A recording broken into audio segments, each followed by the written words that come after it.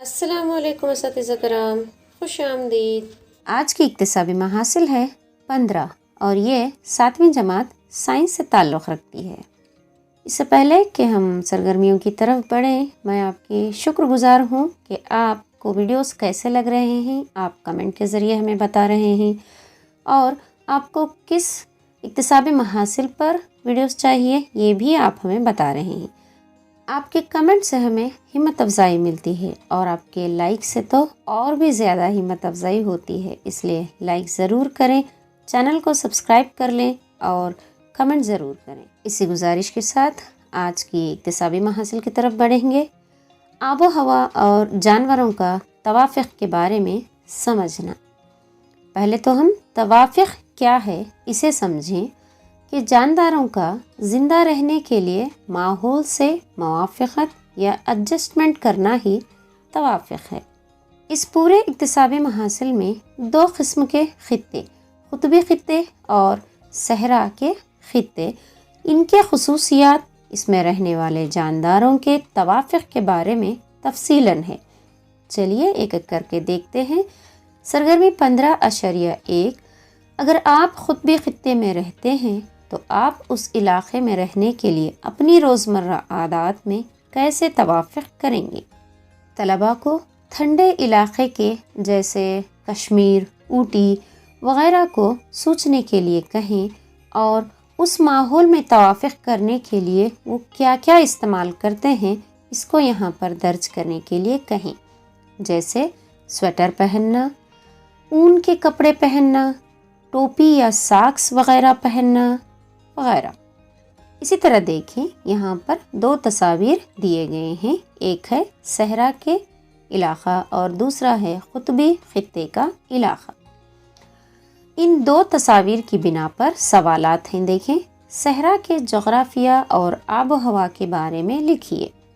تو صحرا میں ہر جگہ ریت پھیلی ہوئی ہوتی ہے، ماحول میں رطوبت کم ہوتی ہے اور درجہ حرارت زیادہ ہوتی ہے، بہت کم بارش ہوتی ہے اور کانٹے دار پودے نظر آتے ہیں۔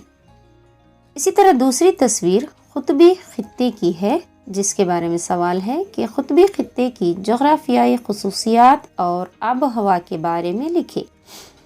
تو قطبی خطے تمام سال بہت ٹھنڈے رہتے ہیں، 6 ماہ تک یہاں سورج غروب نہیں ہوتا، جبکہ دوسرے 6 ماہ سورج طلوع نہیں ہوتا۔ درجہ حرارت 0 ڈگری سے بھی کم ہوتا ہے اور برف باری زیادہ ہوتی ہے۔ اس کے بعد سرگرمی 15.2 ہے، جو پرنٹ مسٹیک ہونے کی وجہ سے 51.2 ہو چکا ہے۔ یہاں پر 2 تصاویر ہیں، جو ایک قطبی ریچھ کی ہے اور دوسری پینگوئن کی ہے۔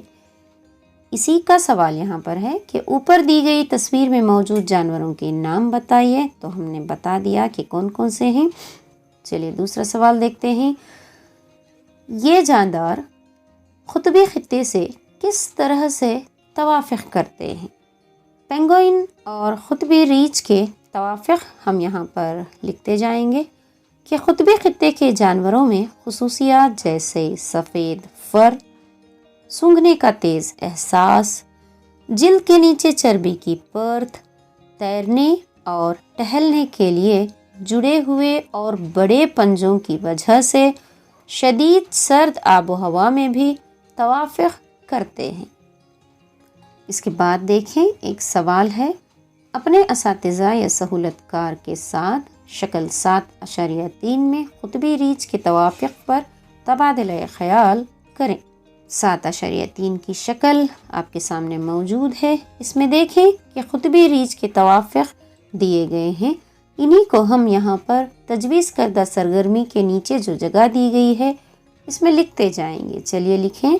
قطبی ریچھ میں سونگھنے کی زبردست قوت ہوتی ہے جو اسے شکار ڈھونڈنے اور پکڑنے میں مدد کرتی ہے۔ قطبی ریچھ کے پنجے لمبے، مڑے ہوئے اور دھاردار ہوتے ہیں جو برف پر چلنے میں اس کی مدد کرتے ہیں۔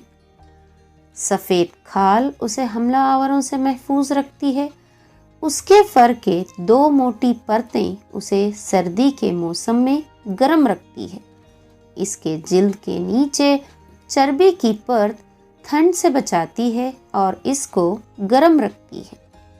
تو یہاں تک قطبی خطے کے خصوصیات اور اس میں پائے جانے والے جانداروں کے خصوصیات کی تفصیلات یہاں پر تھی۔ اس کے بعد صحرا کے خصوصیات یہاں پر ہیں، سوالات کے ذریعے دیکھیں۔ استاد یا سہولت کار کے ساتھ گرم سیر بارانی جنگلات میں ہونے والی بارش اور وہاں موجود جانداروں کے لیے سازگار ہوتے ہیں، اس پر بحث کریں۔ تو اس سوال کا جواب ہم کچھ اس طرح لکھیں گے کہ گرم سیر بارانی جنگلات میں بارش نہ کے برابر ہوتی ہے۔ یہاں کے جانور جیسے اونٹ، چوہے، سانپ وغیرہ ہیں۔ چوہے، سانپ گرمی سے بچنے کے لیے دن بھر گہرے بلوں میں رہتے ہیں اور رات میں باہر نکلتے ہیں۔ اور پودے جیسے کیکٹس، ایک پتی دار پودے وغیرہ، یہ پودے بہت کم پانی استعمال کرتے ہیں۔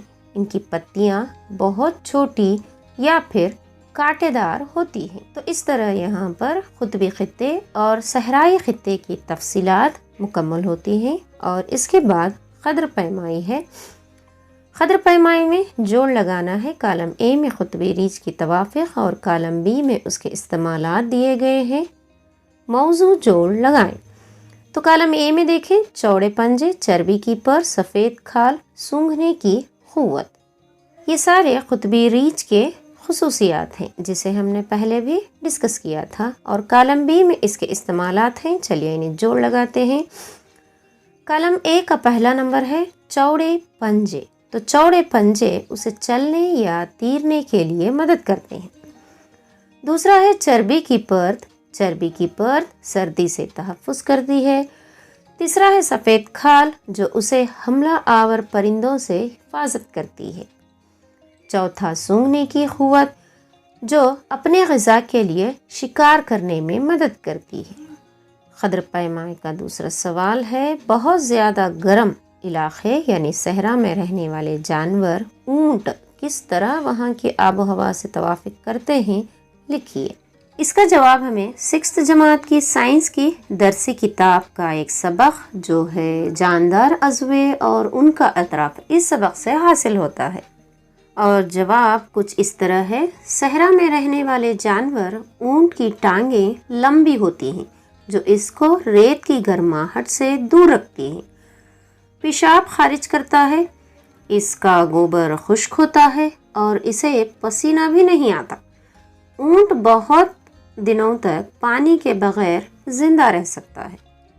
اس سوال کے ساتھ ہی یہ اکتسابی محاصل 15 مکمل ہوتی ہے۔ اس کے بعد قدر پیمائی کی سطح ہے، تو طلباء سے ان کی سطح کو یہاں پر مارک کروائیں اور آپ اپنی رائے طلباء کے لیے ضرور پیش کریں۔ اور ہاں، ساتھ ہی کمنٹ کے ذریعے ہمارے ویڈیوز کی رائے بھی ضرور پیش کریں۔ اسی گزارش کے ساتھ آج کا یہ ویڈیو یہیں پر ختم کرتے ہیں، اور ایک اور گزارش ہے کہ سبسکرائب کرنا نہ بھولیں چینل کو، اور ویڈیو اچھا لگے تو لائک کریں، اور اگر فائدہ مند ہے تو اپنے دوستوں تک بھی ضرور پہنچائیں تاکہ انہیں بھی اس ویڈیو سے کچھ نہ کچھ فائدہ ضرور حاصل ہو۔ اگلے ویڈیو کے ساتھ آپ سے جلد روبرو ہوں گے، تب تک اجازت دیں۔ السلام علیکم۔